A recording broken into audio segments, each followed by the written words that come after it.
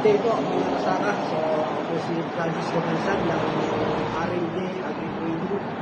So, dito po tayo upang ipasilip po sa inyo ang aming unit sa tractor na NT554 Japan Series. So, ito po siya. Silipin po natin.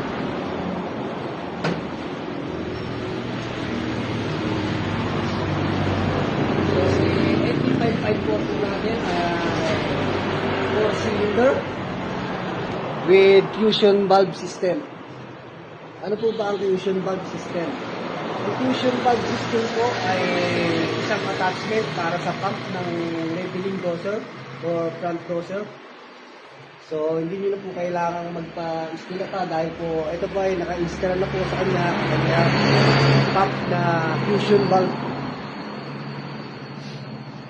At ang maganda po dito, so kailangan lang po natin ang kanyang change oil ay isang liter lang po. So, mag-read lang natin dito ay medium ng engine. Then sa transmission po niya ay wala na po tayong kailangang billing filter sa kanyang transmission. Dahil ang kanyang transmission po ay screen type na po siya.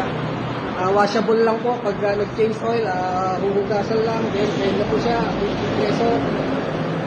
So, napakaganda po ng ating NT554. 4-cylinder na po yan. Sa kanya pong fuel pump, sa kanyang diesel, meron po siyang sariling fuel pump. At ang mga gulong po ay mas pinataas with 13.6 by 28. At ito po ang kanyang fusion valve. So,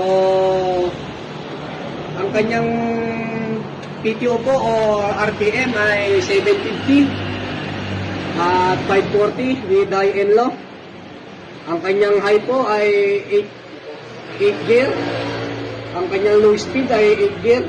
8 gear forward, 8 gear reverse.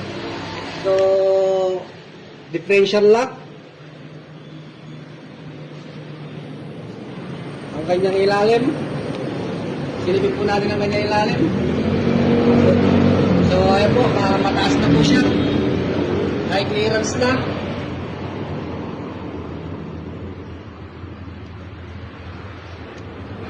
Ayan po ang kanyang makina.